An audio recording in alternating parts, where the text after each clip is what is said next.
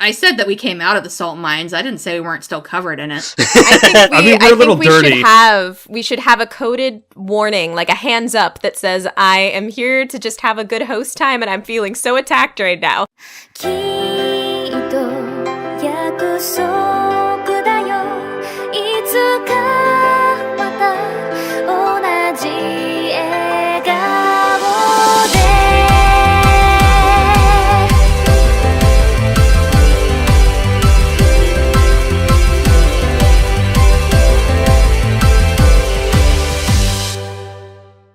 Hello and welcome to episode 70 of Annie Chatbox. We have dug ourselves out of the salt mines of last week and we're here to bring you another episode with everyone still here. There were no casualties.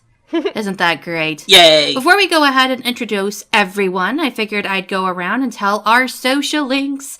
So, if you'd like, you can talk to us, as Craig would put it, shorthand, at twitter.com/theanniechatbox, or you can shoot us some mail at anniechatmail@gmail.com. We've been getting a lot of really good emails recently, but we'd like to spread our boundaries, get some emails from some different people, so definitely send them in. We'll read them on the podcast. Answer some questions, all that good stuff. Also, you can find us on iTunes, Google Play, Stitcher, TuneIn, and SoundCloud. So if you're listening to us on one and prefer the other, you can hip hop to one of the others. Also, we have a Patreon with new updated Patreon tiers at patreon.com/AnnieChatbox. So basically our Twitter handle, only with the taken out. Isn't that great? Mm-hmm. Like I said before, we have a full boat/mudwell full of people today. My first mate and partner in crime. Also the next room over, Gregory. What's up, Internet? How's it going? Are you ready to talk about good anime today? Because I am. I mean, it's better than talking about bad anime. That's true. He's also the birthday boy, but we'll get to that in a bit. Yep. Another first mate of the boat. Good old Cami over there. Hoisting the anchor so we can set sail. Yarg! Hello there! Okay, I'm not gonna talk like a pirate the whole episode, but yes. Yarg! And we have John, literally an ocean away, who's in his rowboat trying to get on our boat so that he doesn't sink. Oh. Oh. I'm just kidding. He's like in the gallows just chilling for some reason. We keep telling you to get out of there, but you're chilling.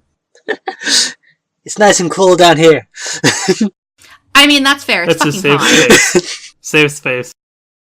Like, I remember you were talking, I think, last week, or you were just talking to us in general about there being a heat wave, and then, like, the west coast of the U.S. just got hit with, like, a massive heat wave. I guess, like, temperatures got up to, like 117 degrees or something. Yeah, in Arizona. Yeah. I don't know what that converts to in Celsius. I don't know. Just sounds bloody hot. Still hot here. It is really hot. I'm gonna look that up. Let's look it up right now. This is a good topic. How fucking hot it is and how I hate summer.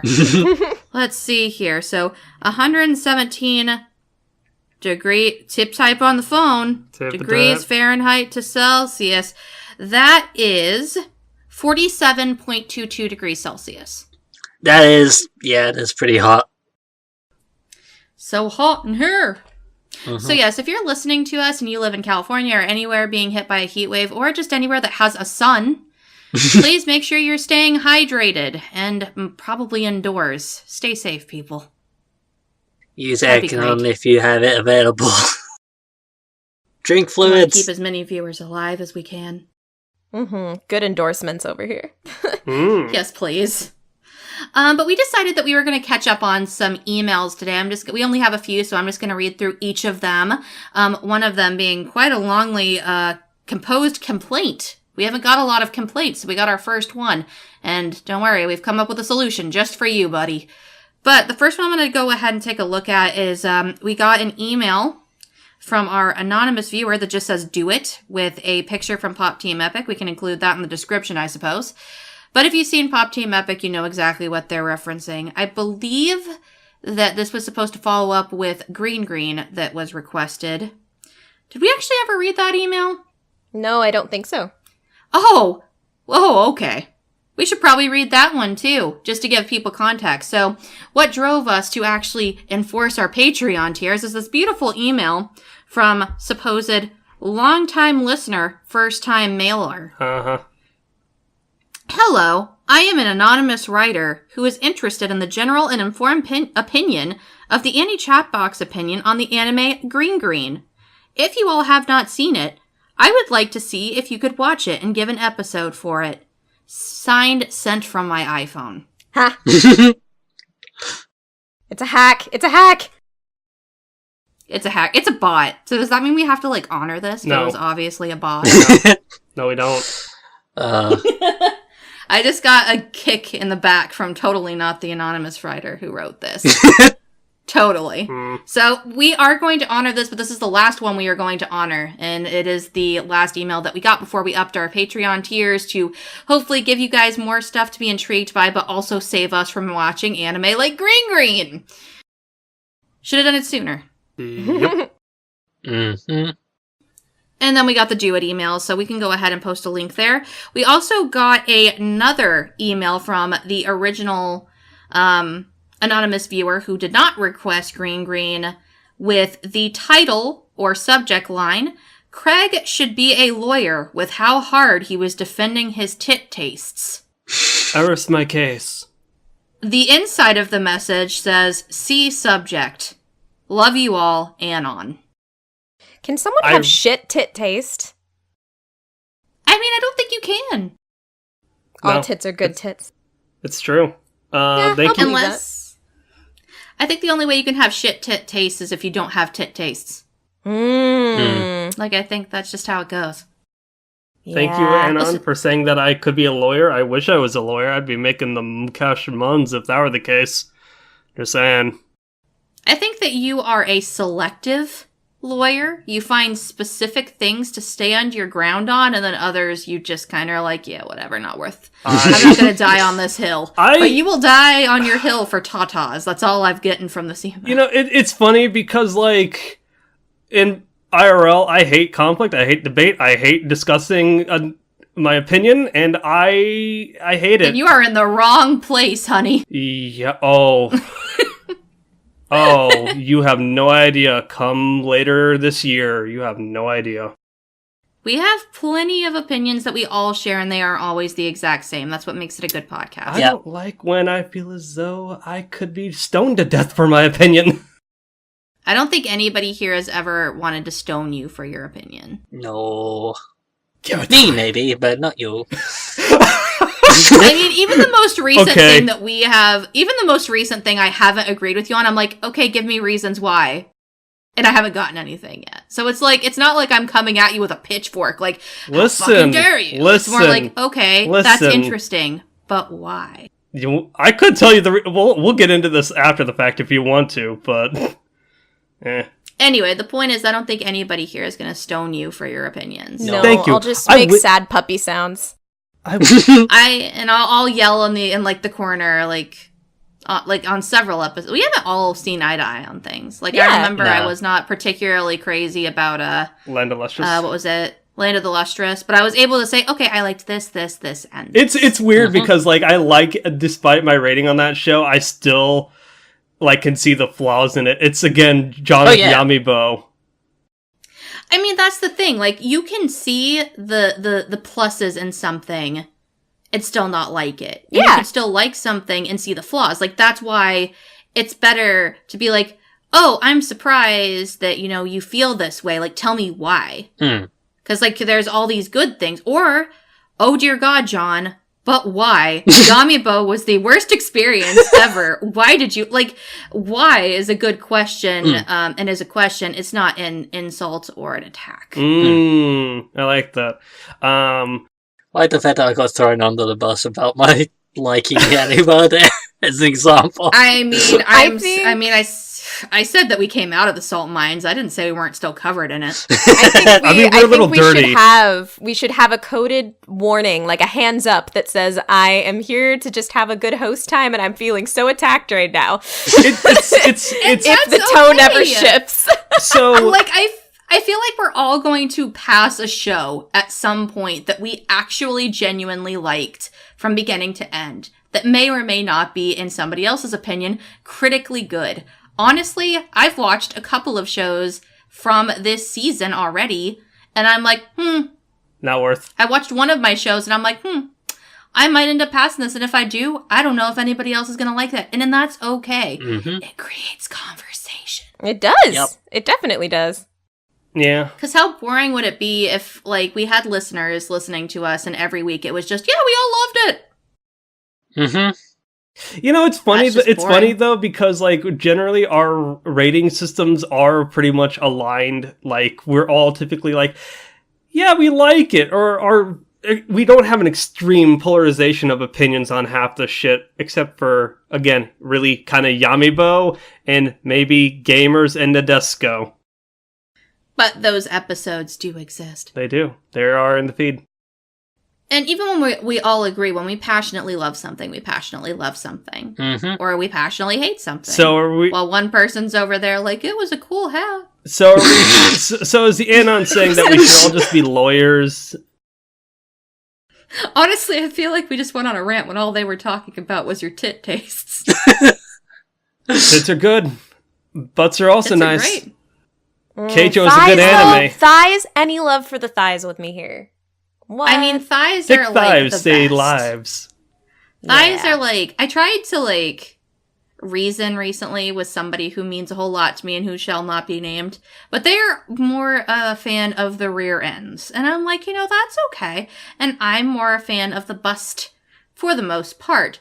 But thighs, if somebody has nice thighs, like that trumps everything. Is We that's the unify middle on ground? thighs. That's the middle ground.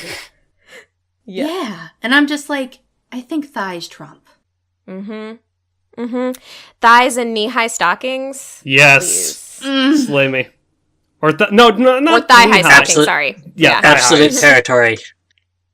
John, I've noticed that you've Yes. stayed relatively quiet on this opinion, so where do you stand? In I Tosaka. Yeah. don't have a Thighs. particular opinion Yes. regarding thighs. I can appreciate a lovely sculpted derriere. A lovely sculpted derriere. And I never considered myself a leg person, but there's sometimes I've caught myself like, those good legs. Legs for Those days. 6 legs. Legs for but- days. I'll also admit, I cannot deny the appeal of absolute territory. Yes. As it is called. Yes. The thigh highs and short skirts. Oh, is that what it's called? The absolute territory? It's I that think so. gap of flesh that you can Yeah. see. That Get is has the a shirt Yeah. from J-List that has it on it. Hashtag not mad, but J-List has a shirt about the absolute territory. Is it J-List. Zetai Ryoku or something like that? Yeah, Setayoku. It Yeah. translates to absolute territory anyway. That's interesting. Can I get That's Zetai Unmei Ryoku or something? Can I just Also- get a parody? Yes. Also works with thigh highs and shorts. Okay. Yeah. There's been a couple of characters that demonstrated, nope, I can get Zetai Ryoku while wearing shorts. Yeah. Especially when those thigh highs are gripping a little tightly and you Mm-hmm. Is this like Guilty Pleasures Part 2? I guess Maybe so. we had rollover. There was more to talk about. No, Please it's write it's- in to anniechatmail@gmail.com and tell us your preference. It's now evolved past just the anime medium. It's now just like, what is aesthetically pleasing for women or men? Glasses. Look at my Cass. Look at my icon. Look at him. Plaid shirts. Cass. Look at the icon. I can Ponytails. see it. Ponytails are cute. The side ponytail does it for me. It's cute as fuck. I've recently been getting into like the little the pigtails, but with the scrunchies, like the big scrunchies Yeah. Hmm. that are holding them. Like I think that looks really cute on the ladies. I haven't seen many males sporting it, but if you are sporting it and you think that you can rock it, please email us at chatmail@gmail.com. I've been liking braids and like bob pigtails. So when it's like 2 buns on the side, sometimes there's a little bit of like stray hair hanging out. That could be super cute. But that's more of just like a moe perspective, obviously. Braids I wish I could make my hair like that. I wish I could. Braids are pretty good. I like a braid. I like them. Oh, go ahead. Oh, no, I was just going to agree. Like, I especially like when braids are, like, part of the hairdo, but aren't the whole thing. So, like, when you get, like, the crown braid thing. Yeah. I was going to say, like, I like braids from a visual stance, but, like, also sometimes anime braids bother me because they'll be, like, kind of halfway done. So it, like, is just the hair and then it makes a perfect braid. And I'm like, this is fucking impossible, anime. Like, you let me down once again. Hair disappointment. I've just, like, since you mentioned braids, I've just, like, instantly, like, looked at my little Figma ruler that's standing currently on top of my monitor. Yeah, ruler does have braids. But then I also remembered Astolfo has that too. A couple of characters from Toho, which one just has, like, it's not quite a bob cut. It's kind of short, like longish short hair, but like a single very small braid on the one side of her head. Sakia. And another character has a couple of really tiny braids, like by their ears, whereas otherwise having kind of short hair. And I'm blanking on their name at the moment. We should probably move on to the next email. Yeah. Yeah. Thank you, Anonymous Viewer, for your one sentence that spawned an entire 15-minute discussion about everything other than your email. They know what to. They know the right words that create the conversation. The right buttons. We actually got a signed email for once that isn't from an anonymous viewer. It's from somebody named Zach. What the fuck is that? Totally not a common name. So who the fuck would that be? This is Zach. There's only like 1 million to choose from. But yes, we got an email from him titled "Pouring One Out for the Homie." All right, pouring and out. And it reads, "Dear ACB, friend of the podcast and occasional guest, Zach here. I rarely write into any program I enjoy because I never felt I had anything in particular to ask or say. But I cannot remain silent anymore about the injustice that has occurred here. So with an open and loving heart, I must inform you all, y'all fucked up. Arguably one of the best shows this season has gone unnoticed for far too long, and shame on you all for not sending out the rescue raft that it deserves. By the way, it's called a lifeboat. Ha! Roasted. If you listen to the episodes, you would know that you are using improper terminology. I mean, if you're going to file a complaint, use the right terms. You know he's not going to listen to this, right? Oh, he will.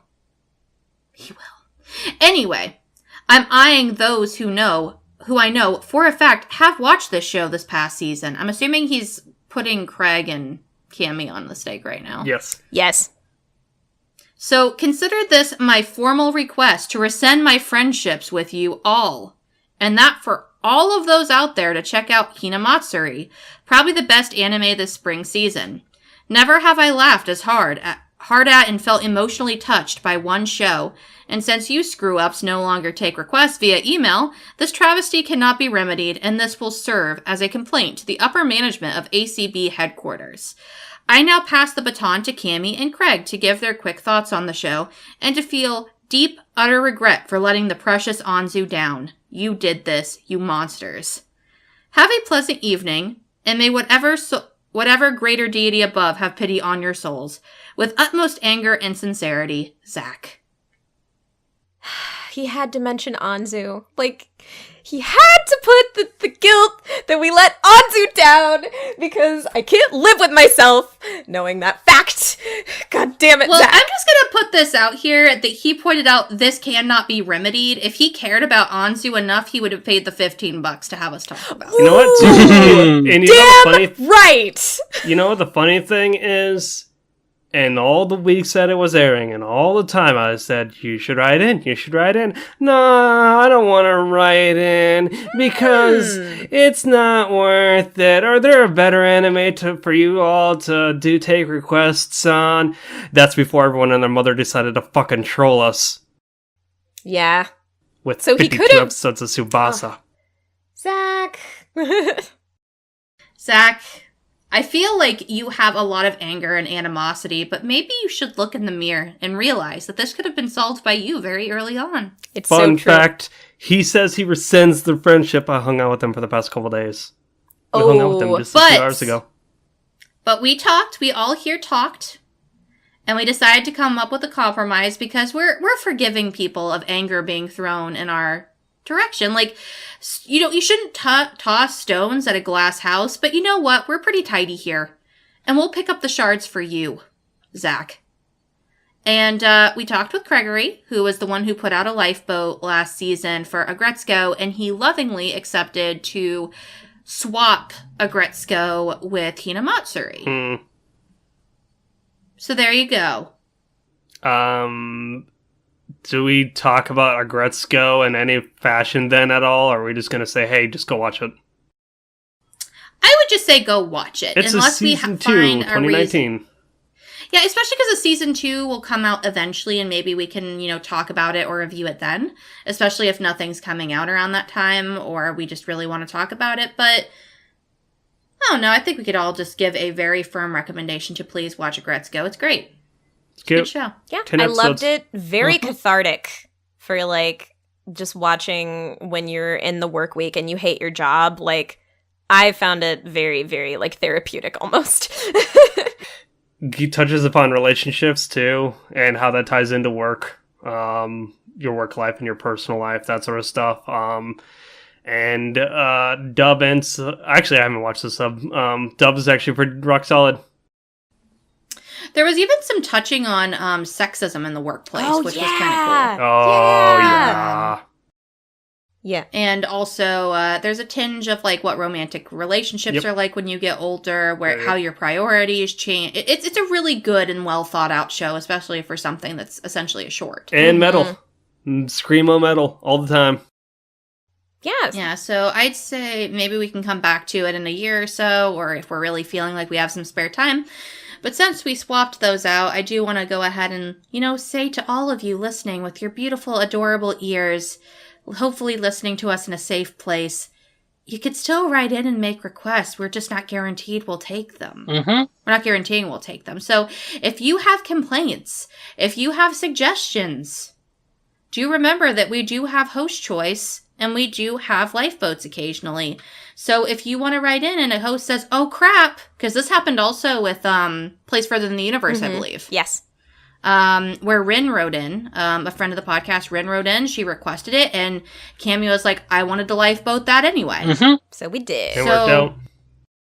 So by all means, feel free to, make suggestions and make requests. It's just, we're not going to guarantee we will take them. If you 150% want something or you write in and we say no, you are more than welcome to turn around and say, fuck you, pay $15, and then we have no choice in the matter. That said, in this case, congrats, Zach. You got your review, and you're also going to be a part of said review. Yeah, we'll bring them on. That'll be probably closer to the end of the year, I believe, or into next year, but we'll cross that bridge when we get to it. Indeed. Sounds like a plan. Zach, I have one last thing to say to you. Massacred, dude. Massacred. Savage. Straight savage. Is that what they changed it to in the dub? All right, either way. He'll get it. I don't know. It's probably still massacred. Hashtag get wasted. Yes. Appropriate, yes. And weirdly enough, those 3 emails took us into about where we need to talk about the review we're doing today, so thanks, guys. All 4 of you, or technically 4 emails. I think one of them was from the same person, but 3 of you, all 3 of you, thank you for writing in. We look forward to hearing from you again.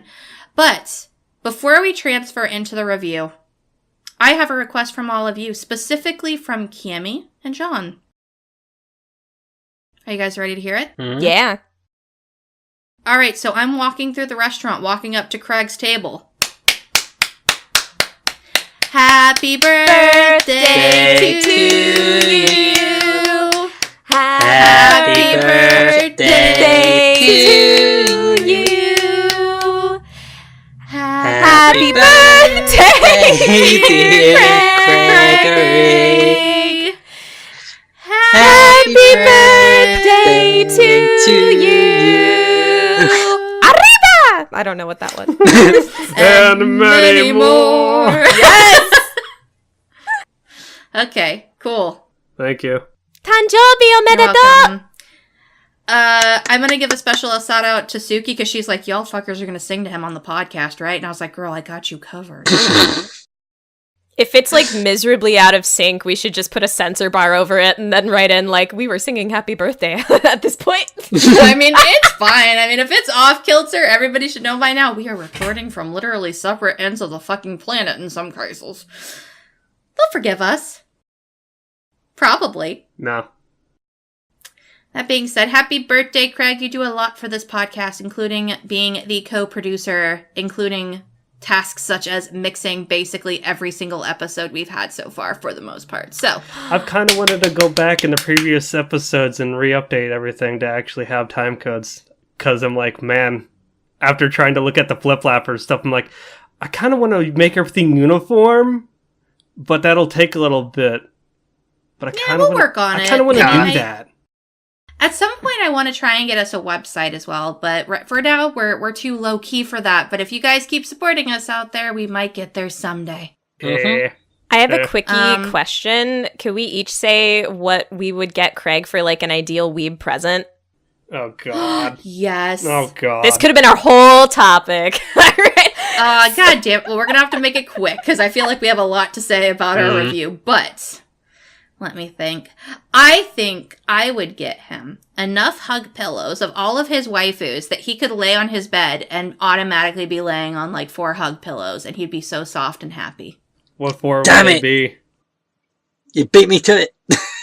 Too bad. Cass, what for would they be? As they look, Well, you already over. have a Maki, so I think we need an Aquars girl in there as well. So maybe a Hanamaru, Okay. or I could fuck with you and get you a Kanan. Oh, don't do No, I'll get you like a Hanamaru or something. And then for the other 2, Bedroom! I'd have to... I mean, I could get you 2 Bandori girls, I guess. I don't know. You'll have to come back to me later. Okay. I'm going to get you a 5-foot tall golden sculpted statue of Marcus wearing a crown That's good. that you could put That's that amazing. you could put in his room. It'd be a throne right by where he sleeps. I like it a lot.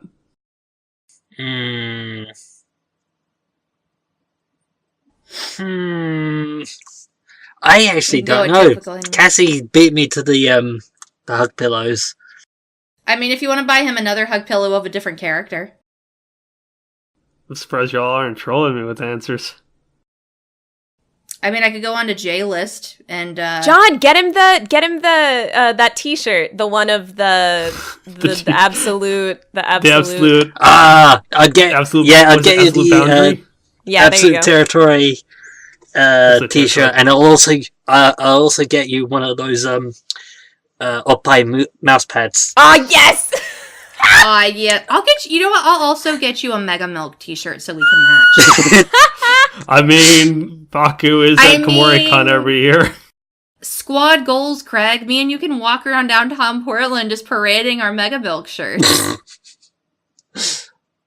There we go. Yeah. Craig's presents. Oh, there's also the shirt that Saitama wears in One Punch Man. Oppai! It says Oppai. Oh, pie with the eye. It looks like it's making like eyes or whatever with it. And we can have our own very fun sand festival where we throw sand at each other. You know where that occurs? In the review we're about to have. Aw, yeah. Yeah. Speaking of summer heat, summer sun, and sand, there's a lot of sand in the show. There's a lot that we're talking There's about. a lot, an ocean of sand, some may say. What show might that be? It is Kujira no Kora wa Sajou ni Utau. also known as Children of the Whales. It has been and will always be animated, hopefully, by JC Staff because they did an amazing job. We'll get to that later. Yep.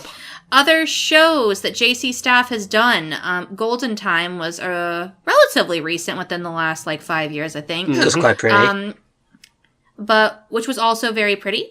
One of their earlier shows that actually really got me into anime back in the day, when I was really super getting to it, was Shakugan no Shana. Also very pretty, especially for its time.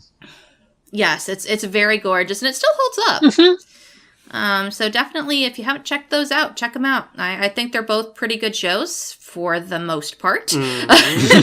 But that's another story for another day. The point is, JC Staff does good work. Let's go ahead and get to our synopsis. In a world covered by an endless sea of sand, there sails an island known as the Mud Whale. In its interior lies an ancient town where the majority of its inhabitants are said to be marked, a double-edged trait that grants them supernatural abilities at the cost of an untimely young death. Chakuro is the village archivist, young and curious. He spends his time documenting the discovery of newfound islands, but each one is like the rest, abandoned save for the remnants of those who lived there long ago. For the first time in 6 months, another island crosses the horizon, so Chakuro and his friends join the scouting group. During this expedition, they find vestiges of an archaic civilization, and inside one of its crumbling remains, Chakuro discovers a girl who will change his destiny and the world inside the Mudwell as he knows it. Dun dun dun! That was actually pretty decently written, I liked it. That's very synopsis. That's very succinct. I feel like somebody's actually going through and updating all of the My Anime List descriptions with good ones, and I'm very impressed. Yeah, Blessed. praise Now be rewrite. to this person who is doing this. So who wants to kick us off in talking about story? Yo, can I start? Yeah. Go for it.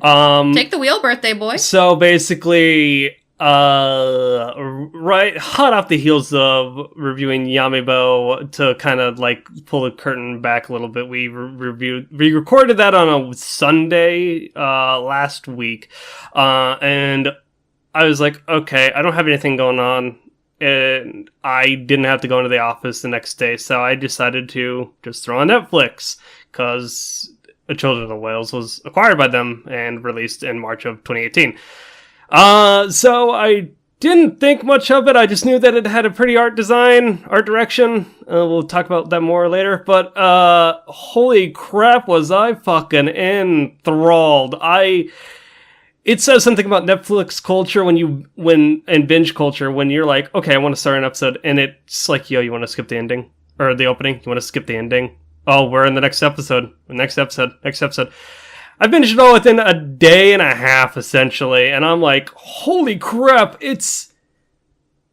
I love character pieces like this, where it's just like, the world is mysterious, you, as the viewer, are along the ride with the characters, in the sense that it's just like, they don't know what the fuck is out there in the world of sand, either, and, whew, it's fun! And I think one of the great things about it, and coming off reviewing something like Yamibo and then watching something like this and reviewing it, is that you can put them side by side and say, this is an example of doing fantasy worlds and not building them well at all, versus something that has better world building in the first 2 episodes than an entire fucking an entire collection of episodes from another anime.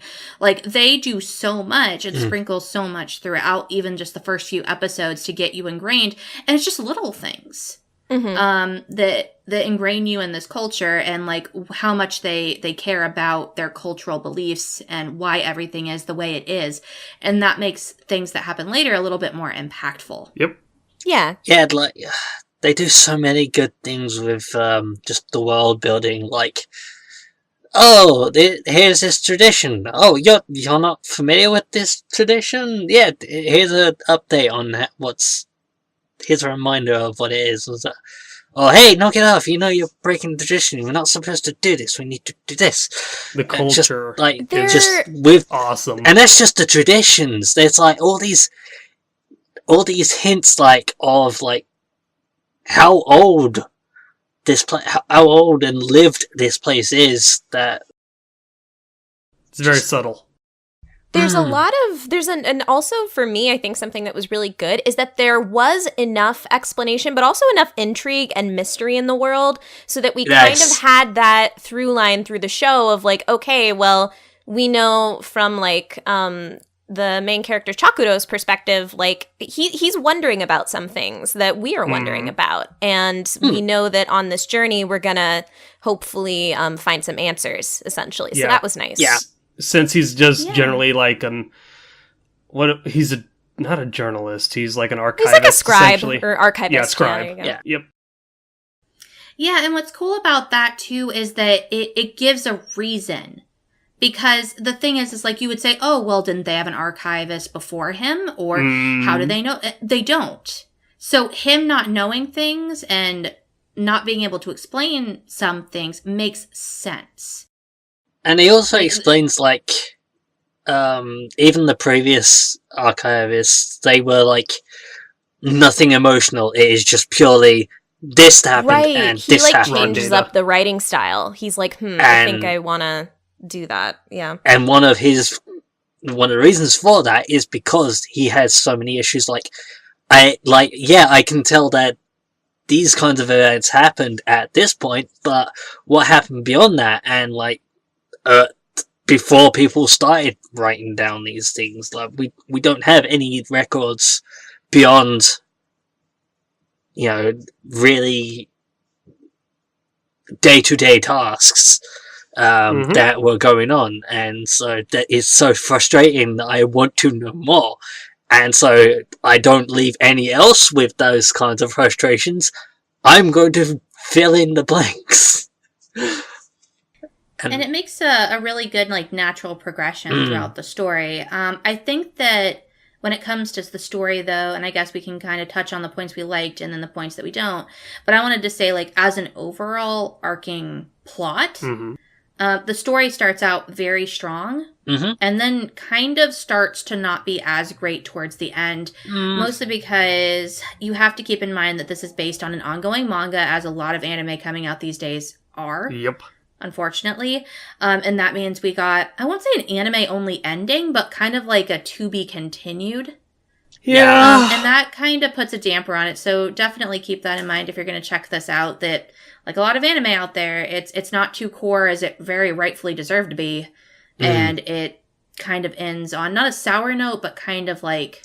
I don't know what the word for it is. I was a little sour, personally, yeah. I don't want to say, like, personally for me, it wasn't, like, sour as in, like, a huge, like, backlash. It was more like... I audibly was like, damn it, really? I was on episode 12? It ended? No! I will say I didn't notice I was on episode 12 when it finished. So that's the thing. Like, I had to check with Dominic, my boyfriend who was watching this with me, and he was just like, oh yeah, you were on episode 12, damn. Yeah, it's so easy to lose track of where you are in the series. Because it's that enthralling.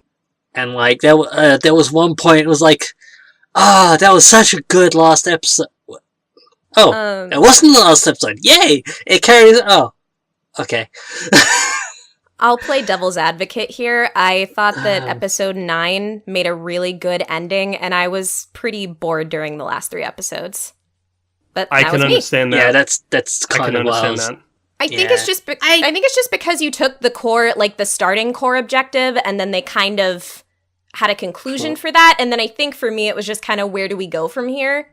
And so I felt like it was gonna just be explaining that.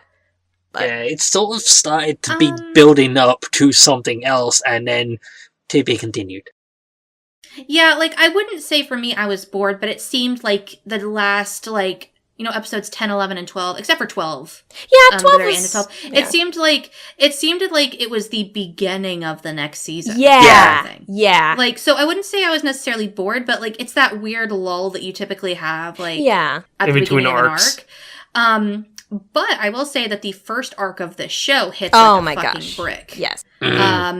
and I'm not going to say why because I don't want to spoil it, but there's a lot of very heavy things that come at you very quickly, and you as a viewer have to figure out how to deal with those things and rationalize what's going on, which a lot of the characters in the show are as well, which I think is pretty rad. It's very human. Mm-hmm. And I know Cami had some pretty cool topics she wanted to bring up, but I did want to ask you guys a question, because one of the biggest complaints that I see about this show, and it is a story-driven thing, is that they say that it's more melodrama than actual well-implicated character-driven scenes. And I wanted to see how you guys felt about that, because that seems to be the biggest complaint about the story with this one, other than the rushed ending, of course. Melodrama. I'm not saying I agree with it. I'm just saying that yeah. seems to be something that is a consistent, like, complaint about the show that I've seen, reading reviews. I can't say for certain, because in order for me to say that, I have to show the show's hand to draw comparisons to another show that I could see be compared, not really very loosely compared to, but I don't think it was very melodramatic. I mean, again, everything kind of went naturally. Yeah, go ahead. Go ahead. You go ahead, Cami, because I'm going to make my point when everybody else is done. I think a couple of scenes that were meant to have a lot of impact, I read what was going to happen early on, and they felt a little draggy, but, like, it wasn't that bad. And what I also think saved them is that a lot of times the show would be like, oh, we're bracing you for this impact. But what I really liked was the aftermath of what happened after said impact, because the way that the world works, there's like communication, something that would happen after said impact. And those scenes, I think, added a little bit of, like, nuance and good character development. So, I can get that. Yeah, so it wasn't, like, I mean, I get where those people are coming from, but it wasn't something that, like, super deterred me from the show. And I think that, like, I agree. There were some scenes where I definitely could tell that the show's like, yes, I want to make you cry right now. Yeah. I want to make you feel, and you can tell when those scenes are. And that's fine. But to me, it wasn't that it was melodrama, because at some point in the show, you deal with very, very heavy topics. And how people react to those topics, especially considering where they've come from or what their beliefs might be, which is another really cool thing that is explored in this show. It all has a higher reason, and it's not just done just to be like, oh, we want to make you feel bad for this character. It's, I want to make you feel bad for this character because they're part of this group and they have these values, and they and you know, there's so much more to it than, you know, the average he said, she said, tearjerker scene. So that's where I also would disagree. I do believe that there are some scenes that may be played up a little bit more. But you have to remember that you're watching an entertainment medium as well. Everything is going to be played up. I can think of some characters that the way they're I won't say introduced. Coded. I can no, see, they're like, coded a narrative way. They are coded a certain way. There's some scenes where it's like, okay, it feels like these characters are just here to stir shit up, and just to cause this kind of drama.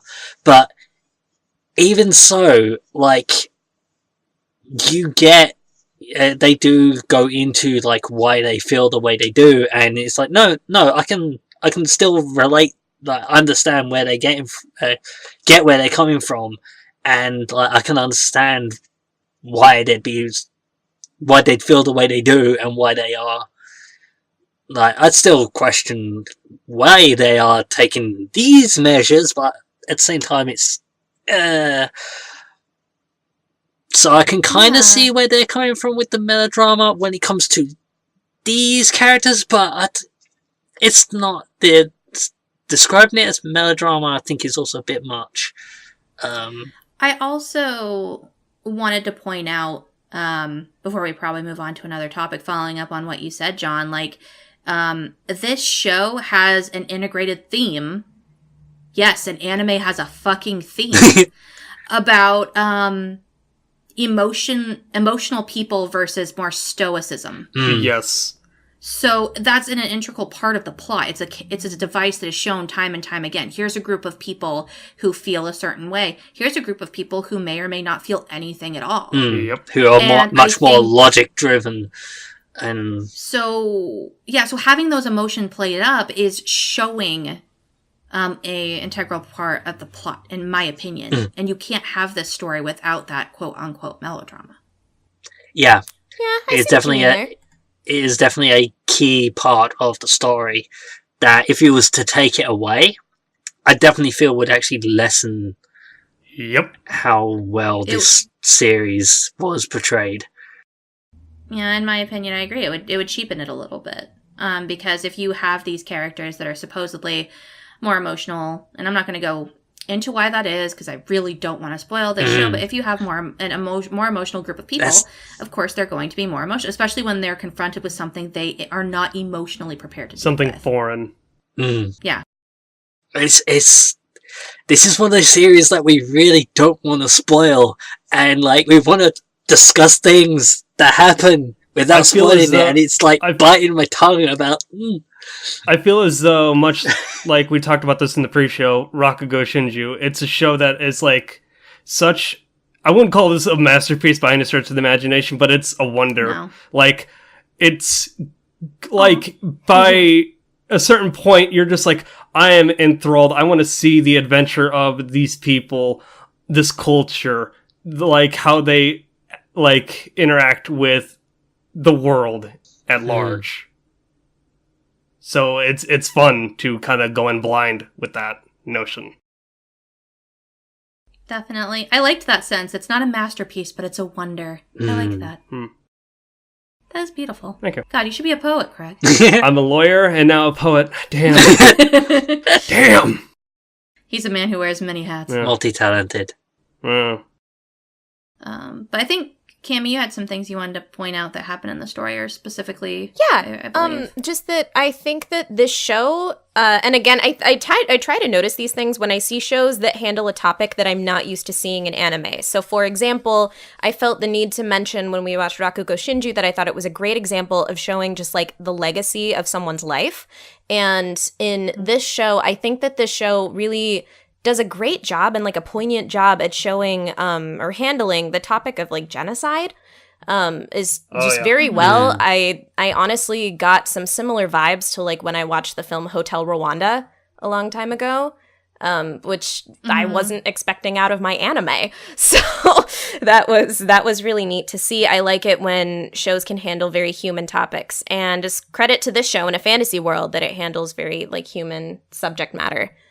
And very tastefully as well. Yeah. Like, it's not played up. It's not, because there are moments that are graphic in this show that you need to, she brought up the topic of genocide. Who would have thought? But there are moments of violence in the show, but it's not gratuitous. It's not violence for the sake of violence. Everything that happens in the show is exploring topics and human emotions, and I think that that's really, really cool. Yeah. So yeah, I would say that the only detriment to the story is basically how it basically kind of lagged after episode 9. I would agree with Cami that was really the peak of the story and where it kind of could have concluded, but didn't. Yeah. Yeah. I also recall, Cass, when I watched it all, and then while you were watching it throughout the week, I asked your play-by-play, and you're like, it seems like the pacing's a little fast. And I'm like, I can get that. Yes. So here's the thing. So I thought that the first couple of episodes were very, very quick, but they were that way for a reason. Yeah. I think that the quick draw on a few topics and things that are introduced needed to be done at that rate. There is a conflict that's introduced, and the way that it's executed for me, it feels like it was very we go in, we get out. Yep.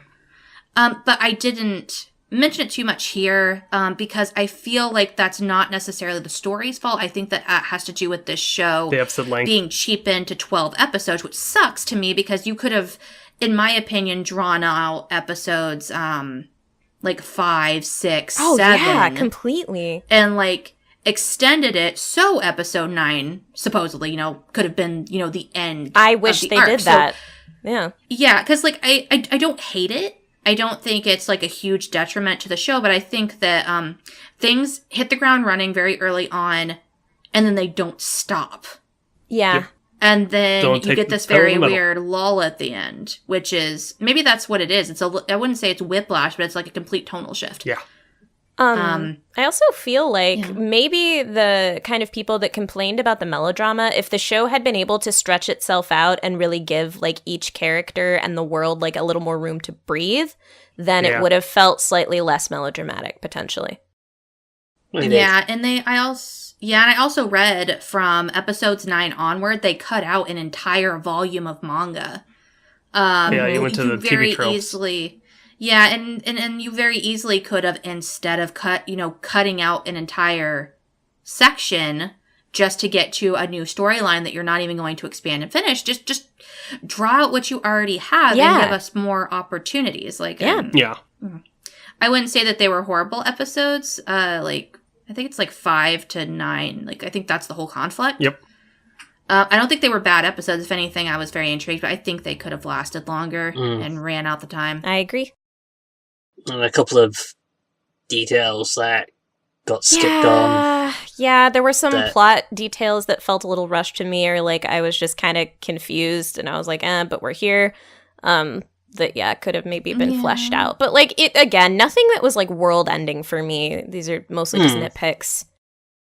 Yeah, there's a lot of people who also I'm finding in there's melodrama that's brought up, and then there's a lot of people who say that it gets convoluted or contrived. And I don't believe the story gets convoluted. I think that they give you just as much as you need to understand what's going on. Mm-hmm. I would agree that they give you those tools and then run with them very quickly instead of slowly easing you in. I think that it was necessary for the first couple of episodes, but going on, they could have taken their time. Yeah. Agree. There's only 100%. one detail that kind of, on hindsight, is like, they never did explain that. I know what detail and- you're talking about. But I'll touch apparently on more. this little detail was cut from the manga, and the explanation from the manga, makes perfect sense as to why this certain thing happened. But it's also not so... how to put it? It's not so, in your face, this shouldn't be happening because you haven't explained why, to be an issue. It was just like, on hindsight, why was such and such included in this group? Yeah. Oh, That happens okay. occasionally. And I think that that's fine, but again, it could have, that would have taken 2 more minutes of screen time for them to, whatever. Yeah. I think we should probably move on to characters, because I think our biggest issue with the story, outside of it being amazing, but the biggest issue we had was pacing. Yep. And I think that that's okay. So characters. Oni. Best character. You really liked Oni. Best boy. Ooh, I will debate you on that. Really? I'm just gonna sip over here. I'm gonna sip on my leftover bubble tea and watch you guys murder each other. Go ahead. No, do Okay, not get so- me wrong. I love Oni, but Suo is a fucking angel. I get it. That's all I'm saying. Listen, given what that boy was presented with, that guy was calm, cool, and collected, but also Oni's so cool, man. But I think His- the point is but Suo wasn't calm, cool, and collected. Yeah. He had to force himself he to try and be, but he totally was. Yeah, okay, I get it seemed like he wasn't calm, cool, and collected, but he had to be, given the circumstances, which he had to step up in the situation, which I liked. Same with Oni. Although Oni was kind of like the opposite end of the spectrum. I'm not going to say why, but you get what I mean. Also, he's just really cool when presented obstacles and challenges. Oni. Oni took me a bit to warm up to. I did really enjoy him. Very quickly after he'd been introduced. But still, hang on, that sounds like I just contradicted myself. It happens. a little bit after he got introduced, it didn't take long for me to warm up to him, and no, yeah, this guy is awesome. I really like him. It's just when he was first introduced, something about him just kind of rubbed me the wrong way, and I didn't like him. But yeah, it didn't take long for me to go, no, this guy's awesome. I like him. Well, He here's kind the of thing, reminds like, me of you two- Riku in some ways from Kingdom Hearts, thinking about it. Yeah, I can see I it. mean, I can kind of see that.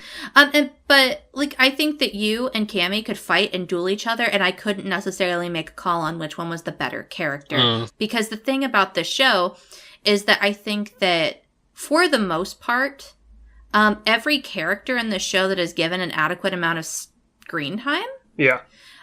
has layers upon layers upon layers upon layers Yeah. upon layers upon layers of what makes them who they are, which is not what we get a lot of the times with animes that are definitely only going to be 12 episodes long that try to explore such large topics as they do. But the characters that got screen time in here, including the main character, which is amazing, are given so many ways and things to digest and really make you realize who they are as people. And that's given to you in chunks and pieces, especially with Oni. A lot of his character is more spoon-fed to you towards the end of the series. Yeah. Yeah. And that's okay. Yeah. Yeah. But It Cass spends a and lot John- of the series yeah. being tall, dark, handsome, and mysterious. Yeah. But they do. All good things, all good things. Look at But they things. do eventually go, no, this is Oni. This is why he is the way he is, to an extent. And we do get a good look at his character. But yeah. Anywho. I have Lycos. Cami, it sounds like you were about to say something. I was going to say no, Cass and John. How about you weigh in about those characters on your icons? Oh, yes. Yeah, I have Lycos as my as the character in my icon. Lycos. And like Good character. dark-skinned, mysterious character. What is her deal? And we do learn bits and pieces as we go, and she's one of the first like hints about the world beyond the mud whale that we get. That's what's described in the synopsis. She is the mysterious girl found in the ruins of this other island. And yeah, she is definitely the catalyst that causes the story to unfold. Really, I don't know how else to describe it. I think that the greatest thing about her is that she is definitely a plot device, but she is a plot device that moves the plot forward while still being a character. Yes. Yeah, she isn't just the MacGuffin.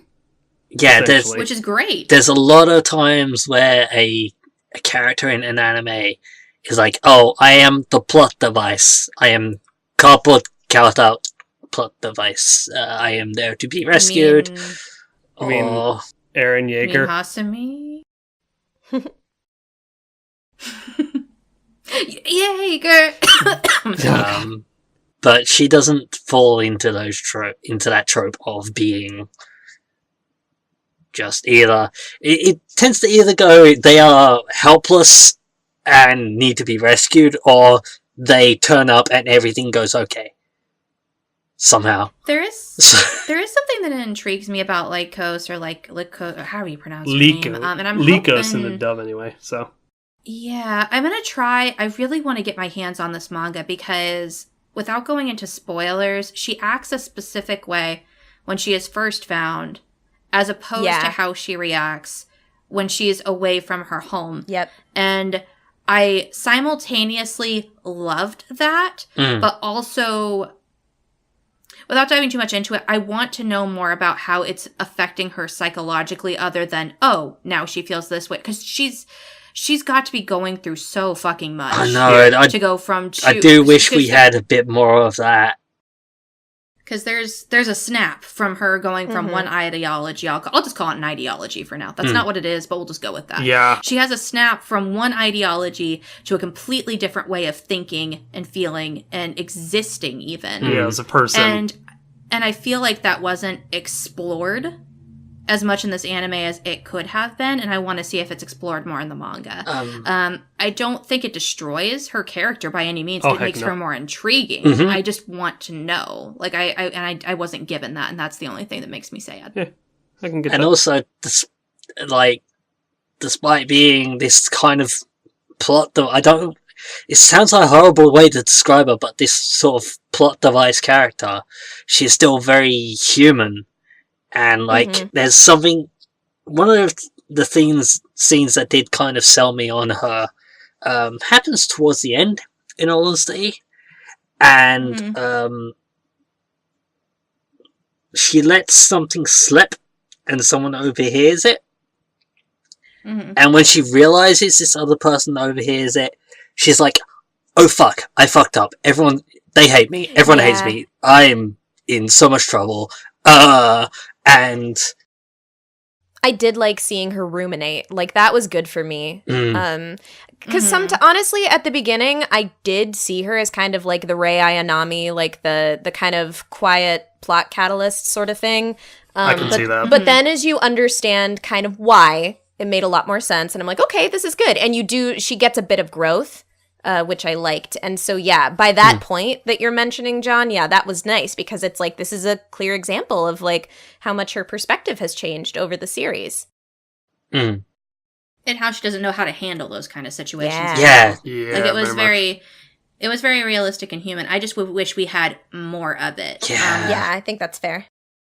Yeah, I think that she is one of the most intriguing characters on the cast that does not actually get full, like, I don't want to say answer to intrigue, but like you don't get as much back as you're hoping to get. Yeah. And I hope that can be remedied by either reading the manga or hopefully, God hope we get a second season, but. Yeah. If it's Netflix, well, that doesn't matter in Japan, but I was going to say if it's Netflix backed, then if they hint at it, hopefully they will definitely give it to us. Yeah, I think, oh yeah, I forgot to talk about the girl I have in my icon. So I have Ginchu, who is a member of the, what is it called? The refugee, not refugee, the whatever force. What is the force called? The Vanguard? Sure. And she is just one of the people who helps protect the mud whale, and she is not a major character in any way, shape, or form. But she is a cutie. But she provides, she's a cutie. She provides a lot of fun, and I want to see more of her. The side characters can be just as interesting and given, a little bit of a flair as everybody else.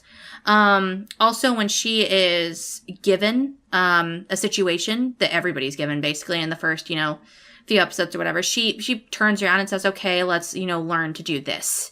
And even for a second, she gets a little bit of spotlight to try and encourage the main character to think in a different way than he is. Like, okay, if you want to do something, then get up and do something, and I'll help you do it.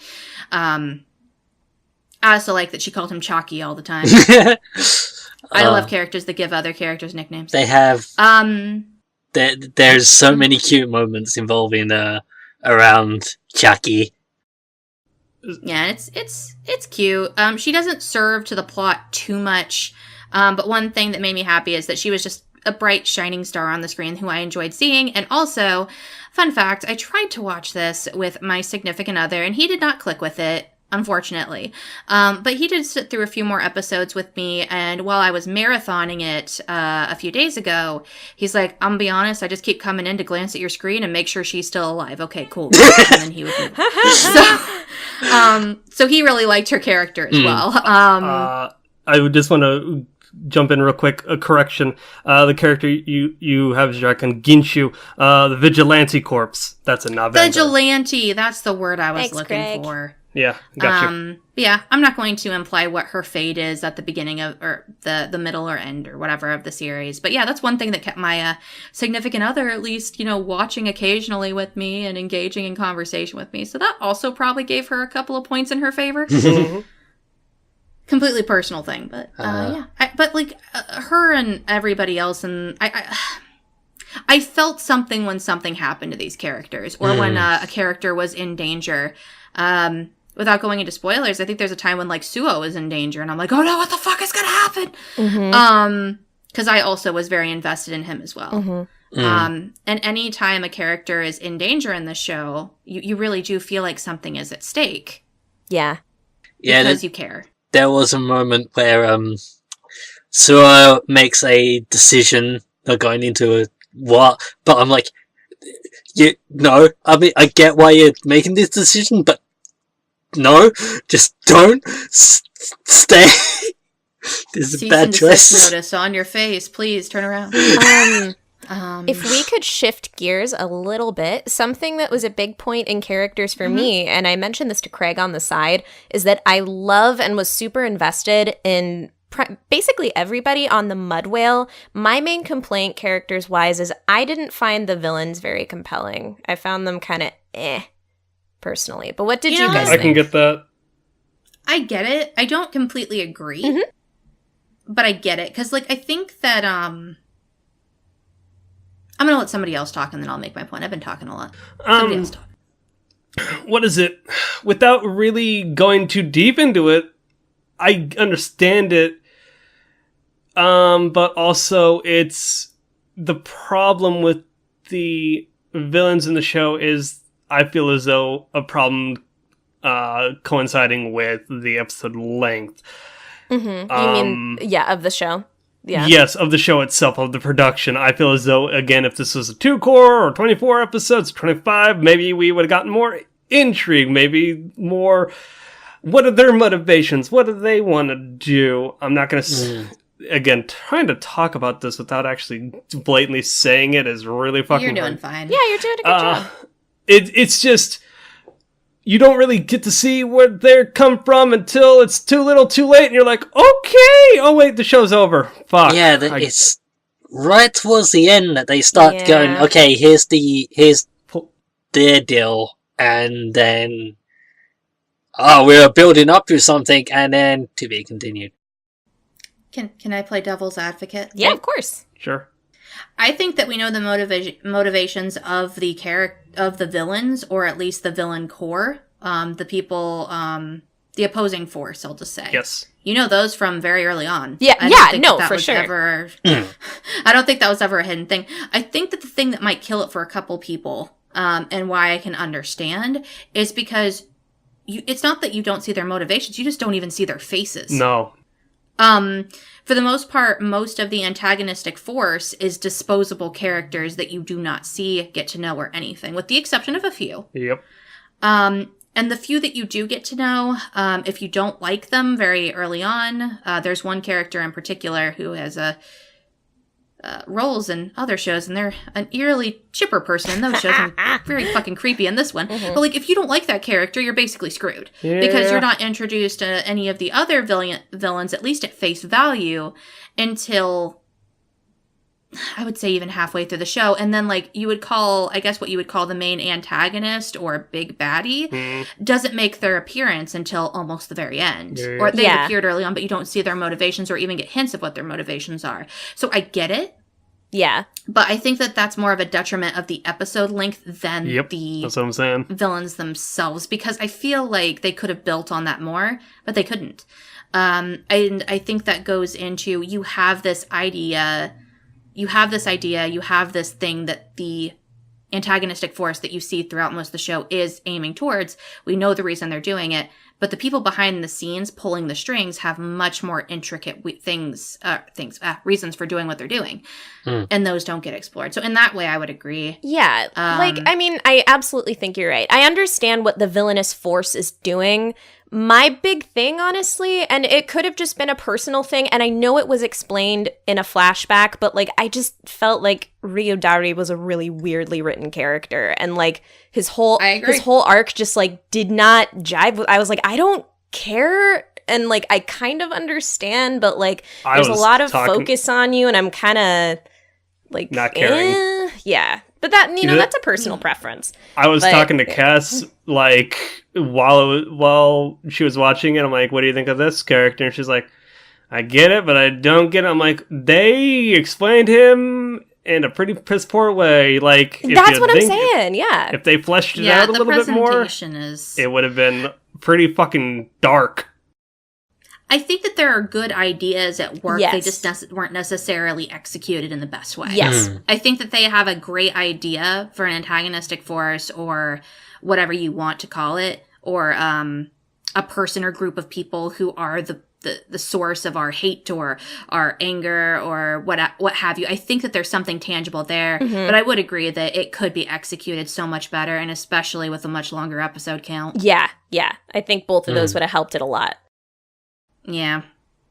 Also, there's some plot holes in and of itself with Ryodari and so on and so forth. So there's a lot about that character and their fate and what happens with them and their past and blah, blah, blah, blah. I think that even the ideas that are introduced about him are really interesting. Yeah. Just not presented in a way that can really make you interested unless we had a little bit more. Did anyone else did you guys feel like you clearly understood the eye patch guy? Because he was the only other one that I was like... Oh, fuck that guy. He was... Yeah. Yeah. I feel like I could understand him more if I gave it a sharper, like, rewatch, but yeah, he also, I was like, like, why are you here? Like... Nah, man. Nah. I feel like he is going to be very important later on, That's and fair. I feel like I think he is, an interesting character in how he communicates with, especially because he's kind of the outlier on the mud. Yes. And that in and of itself makes him a little intriguing because he doesn't think and act and feel A similar way. Yeah. No. a similar way that everybody else does, and it doesn't seem to be for the reasons why other people in the show may not feel or act or whatever. So he's intriguing, and there are things that are put forth, but they didn't make him likable enough or give you enough that makes me want to even give a shit about him. Yeah, exactly. Okay, that I appreciate that. Yeah, just like I did appreciate that there was one character that practically called him out in series. Like, you're like very evil right now. You're being a kind of a douche. Stop it. Stop it! He's like one of those weird people that, like, he's not the bad guy, but he's not a good guy. Like, he's kind of a dick. I'm hoping the manga can explain him better, or that we get more episodes in a season 2 or so on and so forth, so I can fucking give a shit about him. exactly. What they've given us so far is just not enough. Yeah. But I mean, those outside of those two, like they're my main complaints character wise, and I think that you guys brought a lot of good perspective, and a lot of it just could have been better presentation and also like pace / what would happen if we had more episodes. Yeah. Yep. But ultimately, give us more. Yeah, please. Speaking of presentation, Oh, good segue. let's talk a little about that, because this is one of the prettier shows that I've seen in a Yeah. very long time. Like, it looks like the first few episodes almost seem like a freaking movie budget or something. Yo. Yeah. Yo, you motherfuckers seen Nazca Valley of the Wind? Or a Yar. Ghibli flick? It reminds me of Yeah. that. Now that you mention It it. feels like they would have blown their entire budget on, like, just the mud whale. Maybe that's why it's From how only much 12 detail is on- episodes. Maybe. But it seems like they would have spent all their budget on just the freaking, like, mud whale that they're standing on. But no, the characters look great, too. Oh, yeah. The character the designs. animation's fluid. Yeah. It's just... How did they... Goddamn, JC staff. And also just like Man. the line art on the characters, it looks kind of sketchy. Yep. Like, I don't know how else... Like, I know sketchy can The- make it sound bad, but no, I don't know how it looks like penciled in, and then they've coloured it. Like, and even the colouring is sort of like, almost like watercolours. Yes, At times. very much so. And I mean, to go, like, even the effects on, like, stuff that they implement that the marked and unmarked use, it's just, man, JC Staff did a damn good job. They have a good budget for this one. The eyes and the hair, especially. yeah, and Great. like, there's some sand granules, man. yeah, that's what I was just about to get to. I was about say, like, there's some things in this that I'm like, that must have been CG, like, thinking about how they did it, but looking at it, it doesn't look CG. I can't point at anything and say that was CG, but... Can I shout out the backgrounds, too? Like, they had so much depth and, like, intricate design that, like, the world just felt lived in, and I really loved that. Yeah. Loved that. They also had like little like going on with what you said, like on being lived in, like even on the Mudwell itself, they had like little arches that they had obviously built, little holes where they would collect water, and it looks like, you know, man-made. Yeah, and there were there were a lot of different textures that were utilized like throughout the landscapes as well. Like, did you guys notice that? Yeah, I liked that a lot. Well, I think part of the implication was that they, as they came across these other islands around the place, they'd go to them, investigate, and then anything they found useful on that island, they would bring back to the Mudwell before it sailed off, without them, of course. And so they've probably gotten lots of different materials from these different islands that have all mismatched from each other, but they've ended up using them for repairs or just straight building new things, and you get a sense of that it isn't entirely uniform. That's really cool, John. That's a cool observation. I like it. They also take time to illustrate natural phenomena that are beautiful, like when all of the crickets leave. Oh yeah, in one episode. Beautiful. And I think that for the most part, the budget stays relatively consistent through most of the show. There are moments I personally feel where it dips a bit. Yeah, I'd agree. And they would rely on stills. Pretty looking stills. But to me, that's well put allocation of budget. You didn't often get reuse scenes or an entire episode that is copy and pasted of several other episodes onto the ending of a show. I'm not bitter. The sand tastes salty over here. Oh God, it does. but you know, those were moments where I'm like, oh, that's where they're trying to save their budget, but they're doing it wisely. Yeah, it's not it's not egregious. If you're paying attention, you can see where they're saving the budget, but it's not like blaringly obvious. Oh, we ran out of money.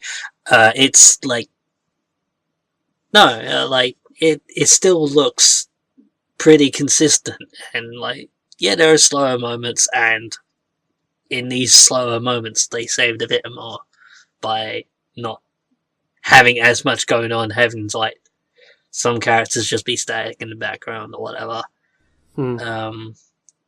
But yeah, that's just good planning of the use of the budget. You don't need everything happening all the time because your eyes don't know what to focus on. They also do you want to go? Nah, you go. Okay. One thing I also wanted to point out before we specifically talked about maybe something else in production is that they went out of their way also to really build this as a fantasy type show. They didn't skimp on the elements. For example, whenever these children or marked people would use their thymia, they would have almost like tattoo like runes that would appear on their person. And they were all different colors. Everybody had like their unique thing, except for I never noticed this before, except for the enemy force that all seemed to have a uniform. That's interesting. I had no idea that. I did notice that the enemy had a uniform color, and everyone else was like, one character was yellow, one was blue, one was a more purpley tone, one was red, I believe. Yeah, so they definitely made strides to make. There's things about the production you'll realize while you're talking about it later. It's also a rune sort of symbol that will appear next to them, like on the item that they're controlling with their thymia, and use it with like power, like extra protection or some shit like that. It's really and fucking rad. And much like how the enemy had a uniform color, I believe it was also a uniform shape. Whereas for the other characters, it was different colors and different shapes as well. Yeah. So that's I'm not going to go into what that might mean, but that's actually a really cool thing. Yeah.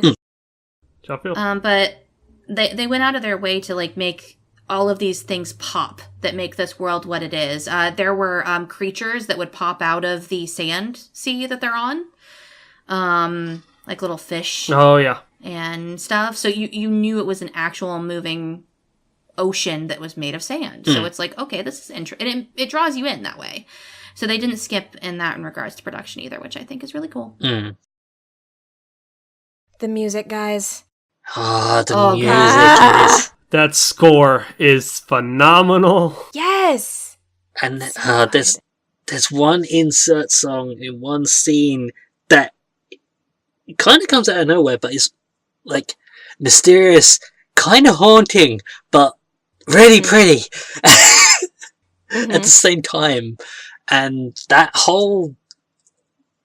this whole choreography of this one scene where a character is singing and dancing while events play out, and the whole thing is really haunting, but I was just like, okay, we're doing this now, but yes, I like this.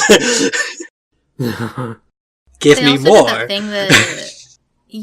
Speaking of insert songs, they did that thing that I think Cami said that she always loves. They do too, where Yes. at the end of the episodes, they'll lead into the ending with the song on their last couple of words. That's my favorite. I love when shows do that too, and it's so haunting too, because almost every episode like ends with like a little inner monologue from Chakuro that will lead. Almost everyone, a couple of episodes didn't, but like it just shows how much of an impact those words have on him because he's documenting them. Yeah. And it's just like, God, yes. Also, throw out to this opening because I bought it, I shared it, it is my ringtone on my phone, I commissioned Cami to sing it. Yes. I'm putting that documented in a podcast so everyone knows that I did it. Oh my God. I will be giving her compensation. This will happen. She will sing this beautiful fucking song. I'm in love with this opening. That's it. God, I never skipped it. No? Netflix kept saying, you want to skip it? And I'm like, no, I don't want to skip this shit. Jesus.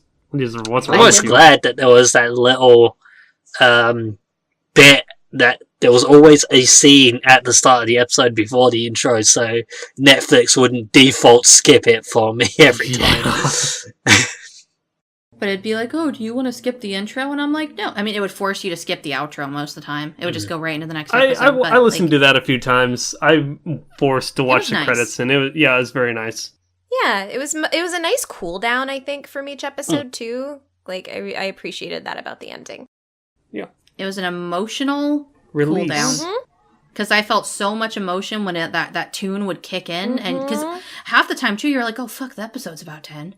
But also, it's just a stylistic choice that really hits you in the kneecaps. Yeah. God, I love that opening, though. But even just, like, Craig, I think you mentioned the score. Like, while I guess I can't, like, remember by heart, like, any of the soundtrack pieces, like, I would hear it and see the moment, and I'm like, wow, this really adds to it. Like, this is beautiful music that they put a lot of effort into. And it gave kind of that cinematic experience. So, I mean, shout out to that. Yeah. Shout out there. Every emotion in the show had its own corresponding score, and it was very impacting. This is a show that needed to have a good soundtrack, and it does. Yeah, very true. It would have kind of fallen off without that. So they knew where they needed their key components in production and really delivered. I can't actually think of any moments in regards to that I can even complain about, to be honest. No. I was gonna say no complaints. In regards to the music, I mean, like, if anywhere they dropped their production, it was in the rare moments where they were trying to save budget, but those moments, again, were, like, they were fine. Like, the sound direction was good, the voice... Oh, we should probably talk about the voice acting, because I think most of us watched it in Japanese, but Craig watched it in English. Yeah. I'm a fucking outlier. That's fine. I mean, it's good, because then we get that opinion. It's a good thing. But I think that the Japanese cast If somebody was talking on screen and I wasn't looking at the screen, I knew who was talking. Like, Yeah. everybody was who they were, and I knew the voices by heart. And they were so littered with emotions and, oh, Jesus Christ. Yeah. The voice acting in the show is really good in the Japanese track. Yeah. Did anybody else have any shout-outs on the Japanese side? Well, again, could we spoil who's playing a sudden psychopath at this point? I mean, I suppose so. We definitely probably can do that. Yeah. I don't think that's a spoiler. I was just like, by the way, who was this? And then like, really? Really? Psycho Deku, my friend. Yeah. Psycho Deku. Yep, Deku voices a psychopath in this anime, and it's a lot of fun. Daiki Yamashita. So, as I was watching this show, I messaged Cass next day, and I'm like, I'm watching this English, and this dub, this casting is pretty fucking tight. It says something when I can go to this and be like, I recognize that voice actor. I recognize that voice actor. I recognize that voice actor. And I'm like, God damn, they did a good job. Johnny B, Todd Haber-Kern, Melissa Fawn. In fact, your guys' favorite sociopath is voiced in English by Griffin Burns, which you guys don't know, but I had to look him up. Voices Akira and Devilman Crybaby in the English dub. Interesting. It's really fucking good. Does anybody know who Lycos or Lycos' VA was in Japanese? Manaka Iwami. Ah. Because, like, I think that she did an amazing job of that change that we talked about, because she's very soft-spoken. Yep. But I think that she delivers in the beginning that very, like, monotone, soft character. Yeah. But when she needs to, like, yell or be scared or upset, like, I think that she does that. She voiced Chiaki from Gamers. Mm-hmm. Hotaru from New Game. Ooh. Chakuro was also pretty dang good. I think that most of the voices in this was good. Suo's, like, voice will, like, calm me to sleep. Oh god, and the thing is with Suo is, like, when the character emotionally broke and, like, his voice would break, and I was just like, you poor sweet baby. The performances are very good. Very good. Again, they had a good budget. A good budget.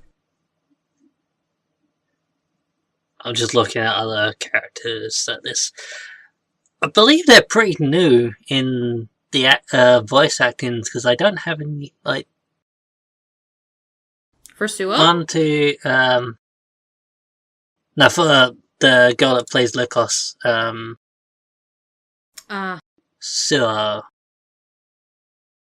I think Suo's a pretty well-known actor. Like, I definitely heard him, and I was like, Yeah, I was about to say. I think you played Soft Boys before.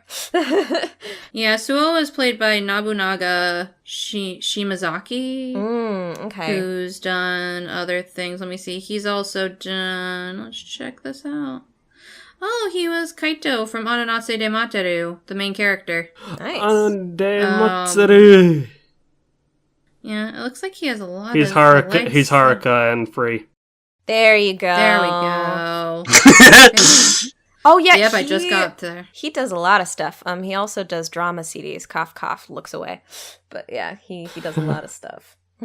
I love how our soft crybaby in Free is literally, like, the most, like, deadpan character ever. Yeah. It's pretty interesting. Bryce That being said, Pepperbrook. does anybody else have any final conversations about production before we shift into ratings? We're running a little long. We're actually almost right at the hour and a half. I'm ready to roll into ratings. Yeah. Roll. Well, I think that John passed this one because he swiped it from me many seasons ago. Yes. So he shall go last. Who wants to go first? I think I went first last time. I'll go first.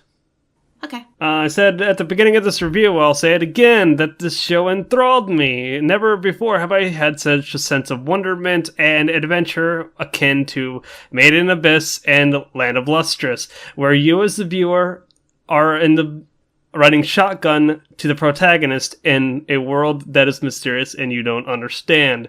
This show gripped me in more ways than one. I won't say how, but holy shit, it really got me good. The hooks were deep. The opening, ending, score, art direction, fucking pristine. However, when thinking about this, I did give it a solid 8 out of 10 on Kitsu.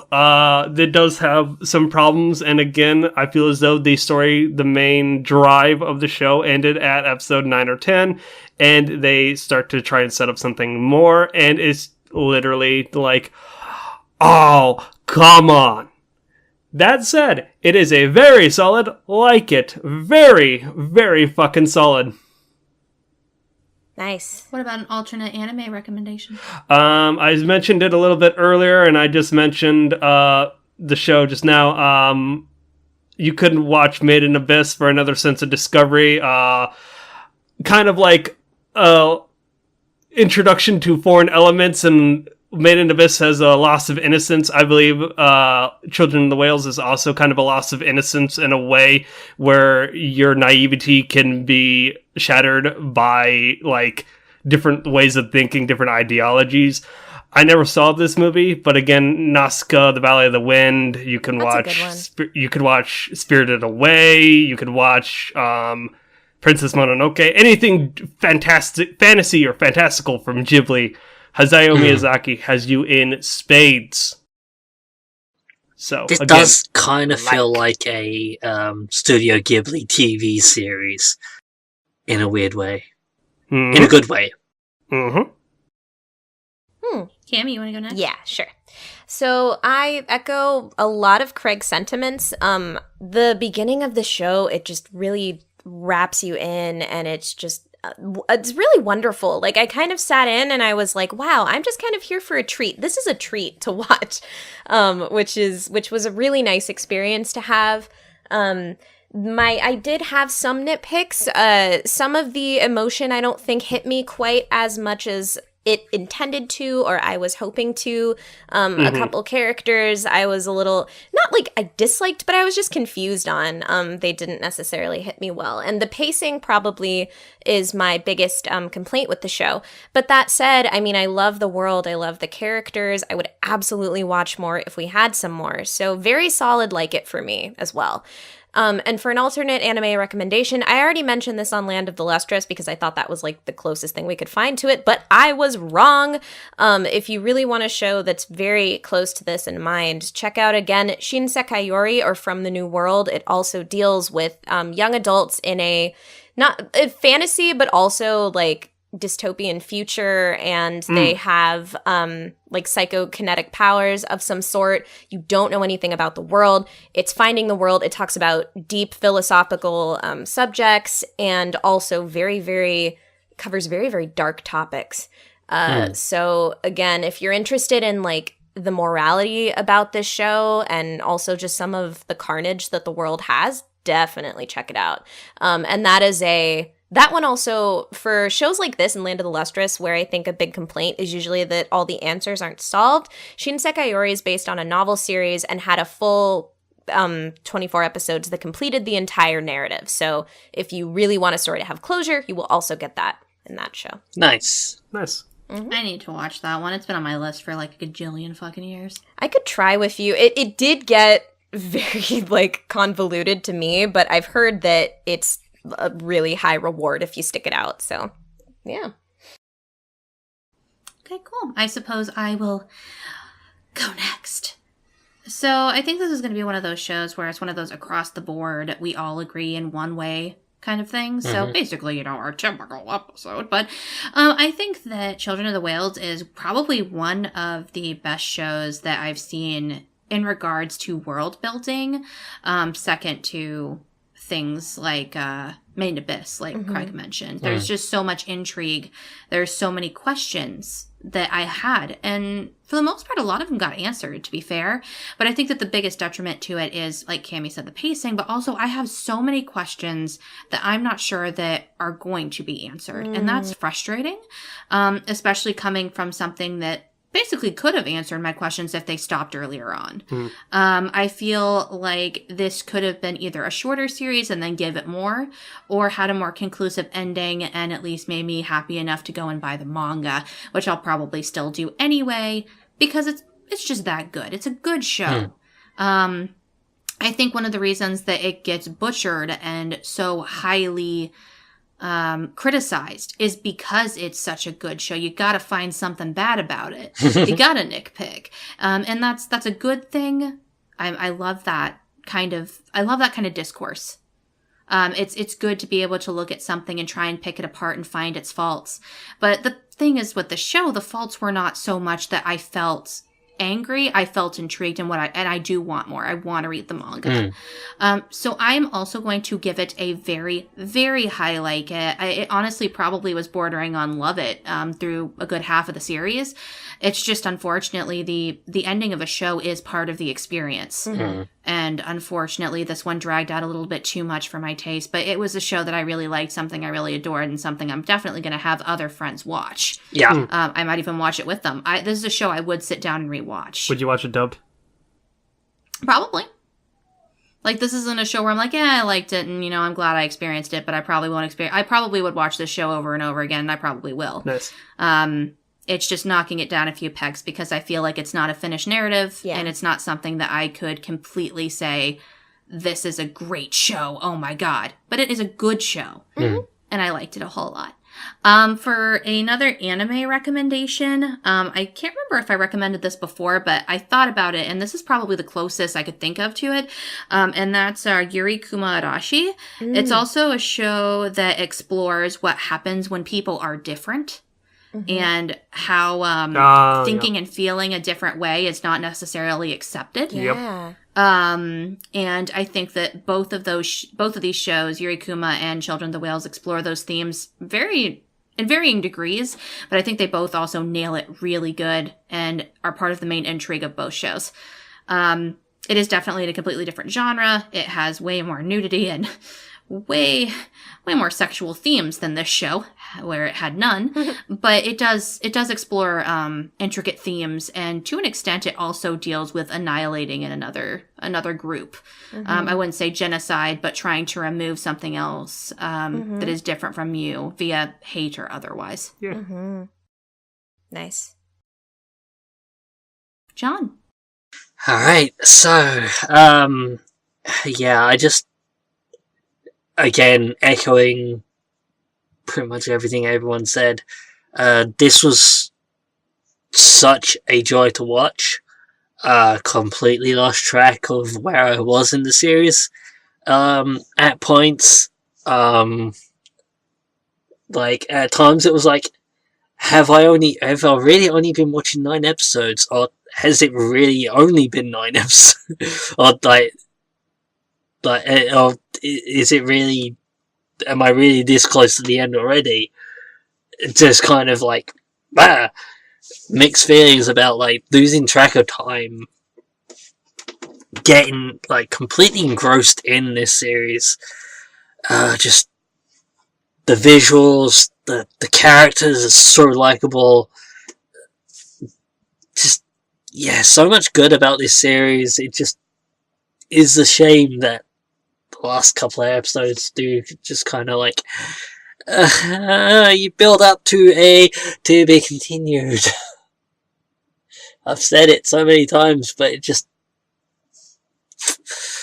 but still, it is still a very strong, I want to give it, I love it, but just a bit below that, so very strong like it. Solid B+. There you go. And yeah, if a season 2 confirmed, I'll be yes, totally. I'd be excited. Would definitely watch it. Would rewatch all of this leading up to season 2 as well. Yeah. I think that's something we all would like to have. Yeah. Just give us more, and probably am going to go and buy the manga after this, because give me more. Volumes 1 through 4 out in English. Volume 5 comes out on the 17th of this month.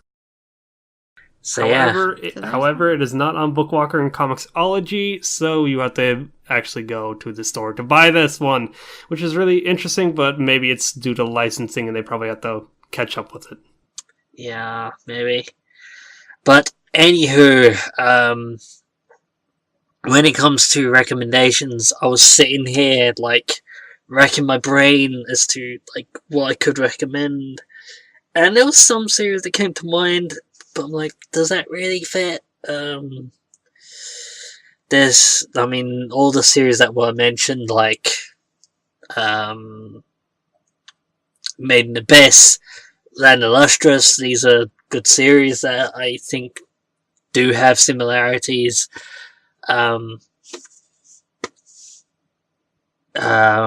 Kino's Journey popped to mind. Interesting. That'd be a good one. Yeah. The original 2003 version, right? Yeah, because I still haven't watched the new series all the way through yet. But then, like, last minute title that popped into my mind that I was like, yeah, that would be a good recommendation. Wolf's Rain. Oh, nice. Zach will love you for that one. That's a really good one, actually. Like, something about the feel of this was just like, yeah, Wolf's Rain, that'd be a good recommendation. I'm not entirely sure what made that pop into mind, but I'm like, yeah, Wolf's Rain, give that a try if you like this. Dang. I think that show also deals with like aspects of fearing something that is different or foreign. Yeah. So I think that really fits into the mold. I think emotions are something that is also played up in that show too, but I haven't watched it in so long I can't remember. I'm pretty sure it was. Really need to watch that show. I need to rewatch Wolf's Rain, because it was a long Me time too. ago that I watched it. I watched it a million years ago when it was on like Adult Swim. Like, I need to rewatch it too at some point. Who knows? Maybe host choice? I was thinking the Maybe. same thing. We'll see. To be continued. But yeah, I think that we got everything taken care of. Do we want a spoiler room? I don't. No. I really don't feel fussed either way. Nah, yeah, I think we managed to cover what we wanted to cover. Yeah. Yeah, there's nothing in particular I wanted to rant in about this show, and the only thing I could talk about in spoilers is things I would gush about, and I don't want to ruin it for somebody who decided to stick around who didn't listen to us when there's spoilers. So yeah, definitely go experience this show. We all liked it a whole lot. Yeah. All right.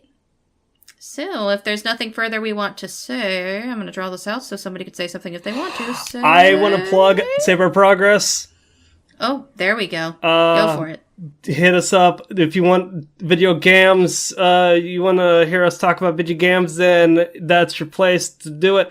Last week, Pete and Paul did a talk about their trip to Machu Picchu in Peru, and we're going to try and restructure the Save Our Progress podcast to be more about life, entertainment, and with a splash of video games as well. We can bring that to the table. But if you all want to talk about, or if you all want to listen to four dudes talk about life, liberty, the pursuit of happiness, hit us up, soundcloud.com/saveourprogress.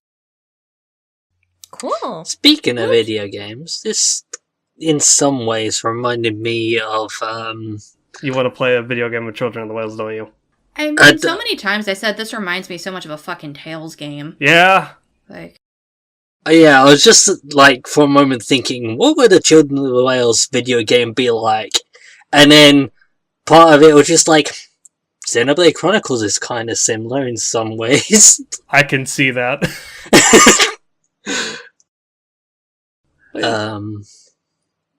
But yeah, now that Cassie mentioned the Tales game, yeah, I didn't think of that before.